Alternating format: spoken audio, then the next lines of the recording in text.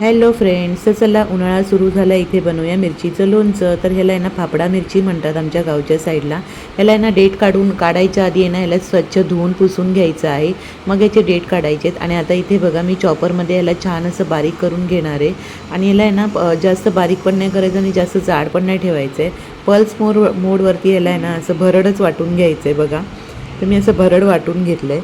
त्यानंतर मी ह्यामध्ये आहे ना टाकणार आहे मीठ. तर मी 2 चमचे ना मीठ टाकून घेतलं आहे.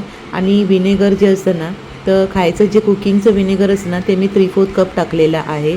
तर तुम्ही आहे ना जर कमी असेल मिरची तर आहे ना 1/4 कपच विनेगर टाकायचं आहे. आता याला आहे ना मिक्स करून घ्यायचं आणि मस्तपैकी आहे ना मुरत ठेवायचं आहे. तोवर आपण गॅसवर पॅन ठेवूया.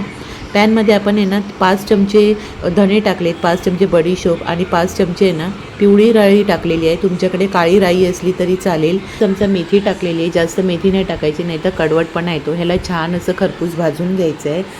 एक असा सुगंध अरोमा जो येतो ना त्याचा तोवर. आणि आता मी आहे ना त्याला पॅनमधून काढून आहे ना थंड व्हायला ठेवलं आहे. इथे माझ्याकडे आहे ना लोणच्याचा मसालासुद्धा आहे. एका साईडला आहे ना मी पॅनमध्ये ठेवलं आहे तेल. तर मी ना अर्धं तेल राईचं घेतलं आणि अर्धं तेल शेंगदाण्याचं घेतलेलं आहे. आता हे ना जे माझं मिक्सर जे होतं ना ते छान थंड झालं आहे. तर मी याला भरड असं मिक्सरमध्ये वाटून घेतलं आहे, बघू शकता. याला जास्त असं बारीक नाही वाटायचं आहे. आणि इथे बघा तेल पण आपलं छान मस्त गरम झालेलं आहे. आणि इथे हे पण बघा, इथे आहे ना जे पाणी जे आपण विनेगर टाकलं होतं ना ते मस्त असं त्याला पाणी सुटलं होतं. तर आपण आहे ना ते एका कपमध्ये ओतून घेऊया. आणि हे जे भरड वाटलेलं जे मिक्सचर आहे ना ते आपण ह्यामध्ये टाकून घेऊया. त्याच्यानंतर आपण ह्यामध्ये लोणच्याचा मसाला टाकूया. तर लोणच्याच्या मसाल्यामध्ये पण ना राळी वगैरे आहे भरपूर. तर मी ना म्हणून कमीच घेतली होती राळी. तर तुमच्याकडे जर आहे ना मिरची कमी असेल तर त्याप्रमाणे तुम्ही 2 टेबलस्पून 1 टेबलस्पून असं घेऊ शकता. आता माझ्याकडे अर्धा किलो होती म्हणून मी 5-5 टेबलस्पून घेतलेलं. आणि मेथी फक्त 1 टेबलस्पून. तर ह्याला ना थोडं थोडं करून असं मिक्स करून घ्यायचं आहे. त्याच्यानंतर मी आता हळद टाकली, लाल थोडंसं घरची मिरची पावडर टाकली आहे. आणि याला आहे ना छान असं मिक्स करून घेतलं आहे बघा. तर आहे ना जे आपण काढलेलं विनेगर होतं ना ते पुन्हा आपण ह्याच्यामध्ये टाकायचं आहे मिक्स झाल्यावरती. कारण त्याने एक छान असं छान टेस्ट येतो आणि आपली मिरचीसुद्धा भरपूर दिवसासाठी मिरचीचं लोणचं टिकतं.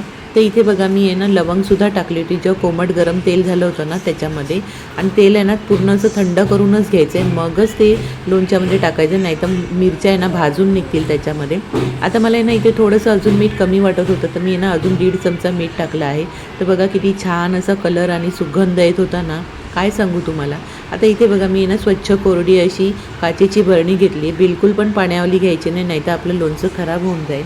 आणि इथे आता मी सर्व लोणचं बरणीत भरून घेतलं आहे आणि आपलं लोणचं रेडी झालं आहे. चला मग, बाय बाय.